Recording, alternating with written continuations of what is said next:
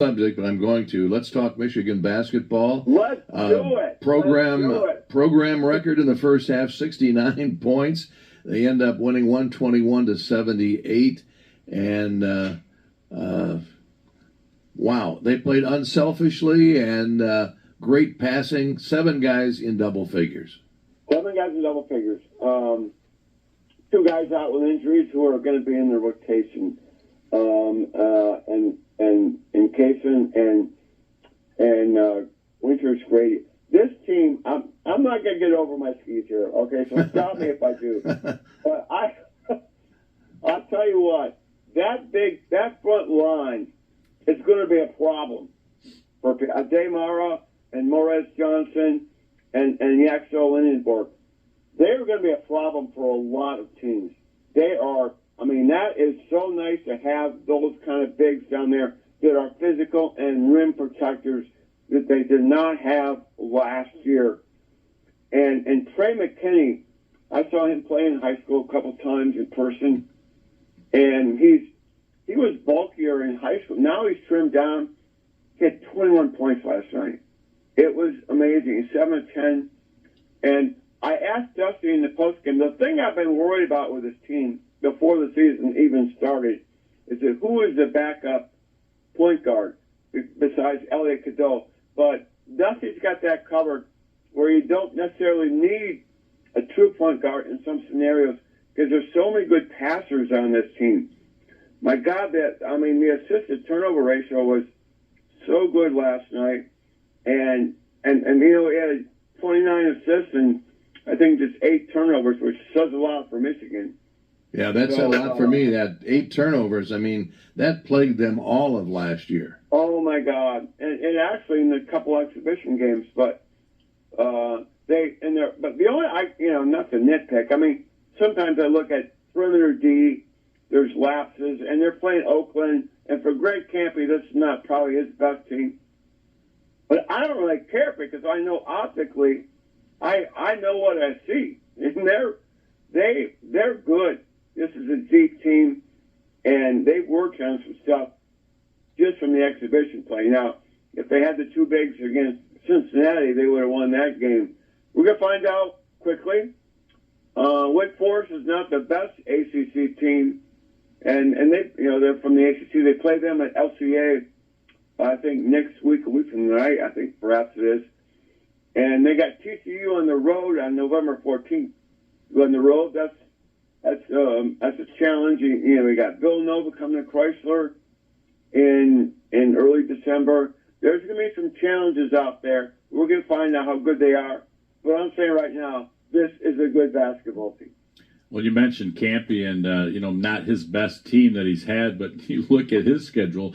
He took on Michigan last night. They go play number 1 Purdue and number 2 Houston is their next 2 games. I saw that. I go, are you insane? Are you on drugs?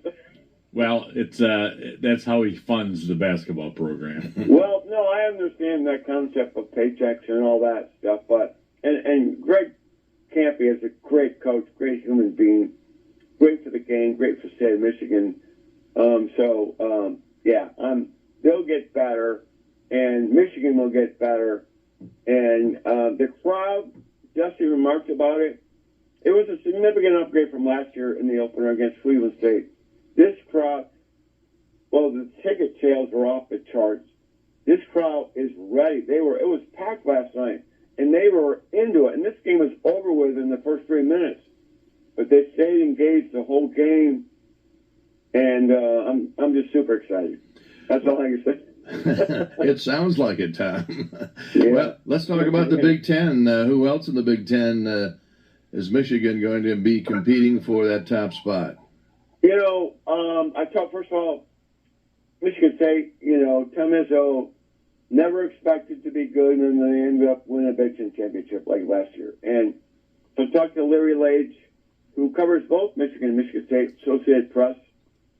And he was in Ann Arbor, but before he came over there, he lives in Ann Arbor. Before he came over to Chrysler, he watched Michigan State on TV, and I don't know if you flipped to that. Not impressive. They struggled. I mean, they won by 11 over Colgate, But they, Jeremy Fears, Cohen Carr. I mean, those guys are, and a couple others are going to depend. They don't have the depth that Michigan has. So I don't fear them as much as I normally do. But Purdue is Purdue, and we're going to see them tonight on TV. I'm not sure who they're playing. So we'll get a gauge on. Michigan State plays Arkansas next Saturday night at Breslin. And Arkansas is a top 14 team in the nation. So you'll find out more about that. But, this is so weird. Like when I was at school, basketball season didn't start till after Thanksgiving. Like, and now it's like we're sitting here November 3rd. We're all the openers, and it's just a different world right now. A lot of overlap with college football and college basketball. Well, other Big Ten teams mentioned UCLA, also Illinois in the mix, Wisconsin, also going to have a good team this year. Now, I'm thinking about those Wisconsin fans. They're saying, thank God for basketball, right? Yeah. I always look at that for a lot of these schools. I think Purdue, they haven't won a Big Ten football game, but I'm going to enjoy watching the basketball this weekend. But back to football, I'm really going to be enjoying or riveted to the screen when Northwestern plays USC next Friday night. Yeah. And find out exactly what Michigan's going to be dealing with the following Saturday. Let's see where USC stands on that. And then, like I said, some of the basketball. The Oregon-Iowa game on CBS next Saturday. That is going to really be telling. I'm picking the Hawkeyes to win that game. I said it on Press Pass on Sunday night. And then I mentioned watching Michigan State play Arkansas in basketball. I'm looking forward. Not that I'm definitely going to miss you next Saturday, Pat, but it's nice to get a break and not go down Ann Arbor for a little bit here. Yeah, that's for sure. It's nice to have a break. A couple of weeks we'll be off, and then we'll be back for the final game of the season with you-know-who.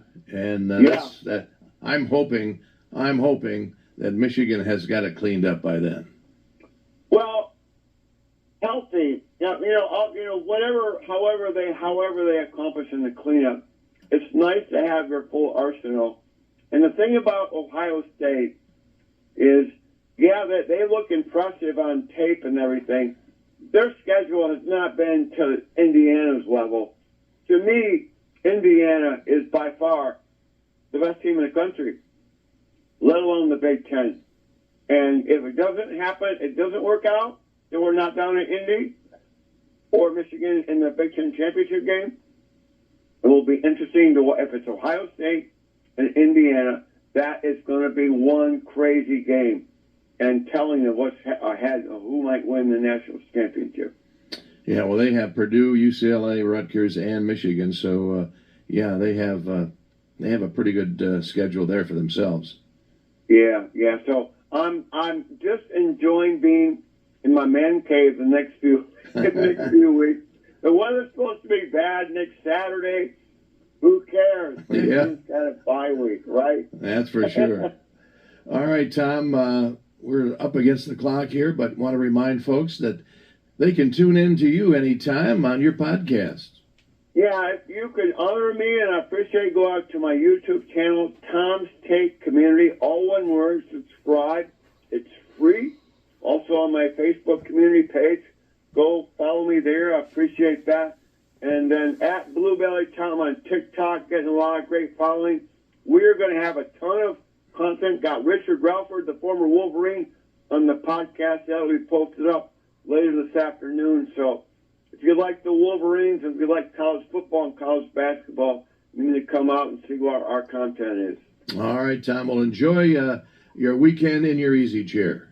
All right, guys. Have a great Tuesday. Always an honor to be on with you. All right. Tom Crawford, our guest here on Inside the Cave.